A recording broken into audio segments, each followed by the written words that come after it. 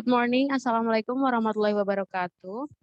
So on this occasion, we are from Group 6. We'll present our group discussion, which is include this member me, Inayatul Fadila, Mimi Sito Resmi, Putri Anggun, and Ilhan Alfarizi. Our theme today is Bali siapkan aturan untuk cegah turis lecehkan tempat suci.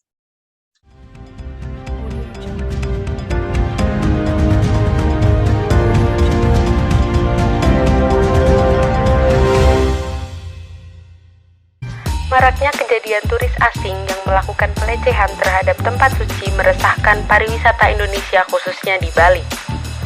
Kejadian ini telah mencoreng kesucian pura dan merusak tatanan kesucian dan warisan leluhur.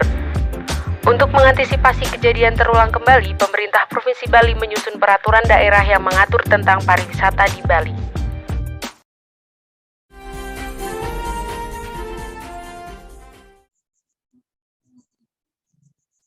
Mengapa? Berbagai kasus turis lecehkan tempat suci di Bali telah banyak terjadi beberapa tahun ke belakang. Maraknya kasus terjadi membuat Gubernur Bali Wayan Koster menyusun peraturan daerah yang mengatur tentang pariwisata. Hal ini dilakukan untuk mencegah terjadinya kembali kasus-kasus serupa maupun kasus lainnya. Beberapa kasus yang terjadi adalah yang pertama, turis melecehkan air suci di Bali pertirtaan Monkey Forest. Yang kedua, turis asing yang diduga membuat video tak senonoh di Gunung Batur, Bali. Yang ketiga, bule duduk di Masana Pura Gelap Besaki. Yang keempat, bule duduk di Pelinggi Pura Batu Ngaus Cemagi. Yang kelima, turis wanita duduk di atas pelinggi sambil berpose. Yang keenam, kisah turis nakal di Bali buang air kecil hingga bercinta di tempat suci. Alur pembahasan yang pertama strategi pemerintah, yang kedua eksekusi strategi dan hasilnya, yang ketiga kendala yang muncul, yang keempat solusi terhadap kendala implementasi. Strategi pemerintah ini telah disusun dan telah disahkan dalam Peraturan Daerah Provinsi Bali Nomor 5 Tahun 2020.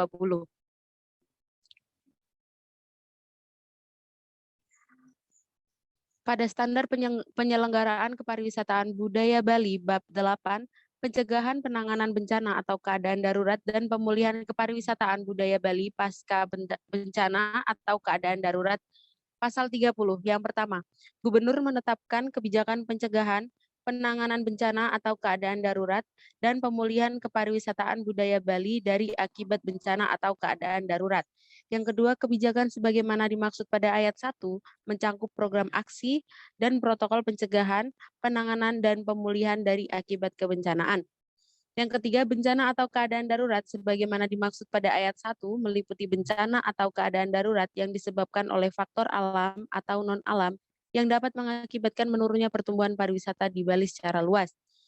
Yang keempat, kebijakan pencegahan sebagaimana dimaksud pada ayat 1 mewajibkan pemangku kepentingan untuk menerapkan protokol kebencanaan dan atau keadaan darurat. Yang kelima, kebijakan pemulihan sebagaimana dimaksud pada ayat 1 mewajibkan pemangku kepentingan menciptakan suasana kondusif dan citra positif. Yang keenam, dalam menetapkan kebijakan pencegahan dan pemulihan sebagaimana dimaksud pada ayat 1, Gubernur memperhatikan saran dan masukan dari pemangku kepentingan. Yang ketujuh, kebijakan sebagaimana dimaksud pada ayat 1 diatur dengan peraturan Gubernur. Selanjutnya ada eksekusi strategi dan hasil implementasi. Yang pertama, memberikan himbauan dengan memberi tanda larangan. Dengan hasil, wisatawan dapat membaca peraturan yang harus ditaati ketika sedang berkunjung suatu destinasi wisata. Yang kedua, melakukan patroli atau pengawasan berkala pada lokasi wisata. Dengan hasil, pengawasan ini dapat meminimalisir wisatawan untuk berbuat hal yang merugikan. Yang ketiga, briefing oleh tour guide. Dengan hasil, wisatawan akan lebih mendapat banyak informasi dari guide sehingga mereka paham apa yang boleh dan tidak boleh dilakukan di tempat wisata tersebut. Dan yang keempat, penjagaan yang lebih ketat. Dengan hasil, wisatawan akan lebih berhati-hati dalam bertindak, sehingga dapat meminimalisir kejadian yang merugikan terulang kembali. Selanjutnya yaitu kendala yang muncul, yang dari kasus-kasus yang telah kami telaah, Kebanyakan dari kasus-kasus tersebut memiliki alasan yang sama, yaitu yang pertama, kurangnya minat literasi serta keingintahuan wisatawan tentang peraturan yang berlaku di sebuah tempat wisata membuat pelanggaran terhadap peraturan yang ada masih tetap terjadi. 2. Ketidakpedulian wisatawan tentang larangan yang telah ada. 3. Faktor keadaan lingkungan yang menyebabkan kurangnya pengawasan dari pihak pengelola. Yang terakhir ada solusi.